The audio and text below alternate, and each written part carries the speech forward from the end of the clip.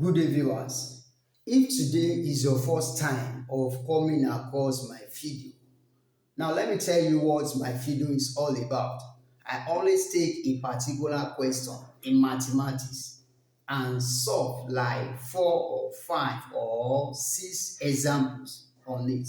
So if you check my page, maybe on TikTok, maybe on Facebook, maybe on Instagram or YouTube channel, we just finished on differentiation, and which is what the opposite of integration. And today now we want to look at integration. And what is an integration? Integration is the inverse or reverse or anti-derivative of differentiation. Okay, now let us look at this. Some standard integrals. We have some standard integrals that you need to know anytime you are asked to integrate. Okay, and this is the symbol of integration. Anytime you see this symbol, it means that you are to integrate. So we have integral x raised to the power n dx. So when you differentiate this guy, it will give you what? That is, you multiply the power by 1 and divided it by what? By the new power, then plus c. Your c is what? Is the constant. You always add the constant. After integration, you always add the constant. And what does it mean? It means that provided your n is not equal to what? It's not equal to minus 1. That is when this can obey.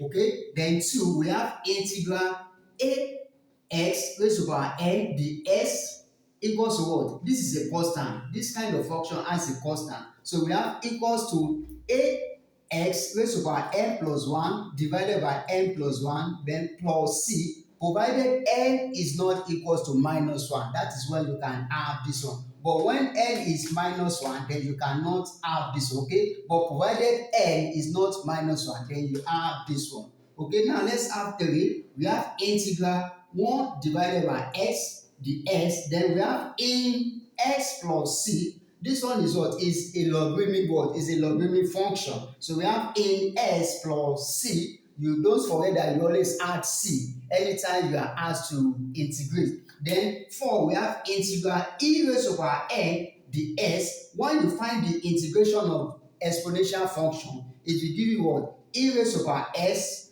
then plus what? Plus c. That's why you integrate e raised to the power s, it will give you what? E raised to the power s. The same thing with differentiation of this one, e raised to the power what? E raised to the power s. It will also give what? E raised to the power s. It will not change. Okay?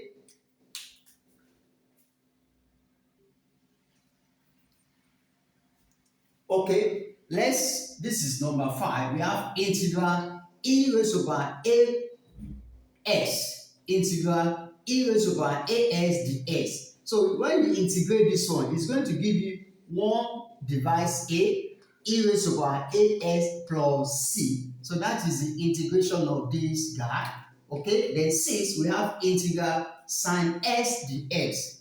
Sine x dx, which is what? Minus cos s plus c. You always add constant. That's when you integrate this one, it will give you this one. Don't forget in differentiation, when you do what? When you differentiate cos what? Cos x, what do we have? We have minus sine x. Are you getting it? When you differentiate this one, it will give you this one. But when you integrate this sine x, it will give you minus cos x. That is why I told you that integration is what? Is the reverse or the inverse or the antiderivative of differentiation. Okay, then let's go to 7. We have integral sine ax dx. So when you integrate this one, it give you minus 1 divided by a cos as plus c. Then let's go to the next one, which is integral what?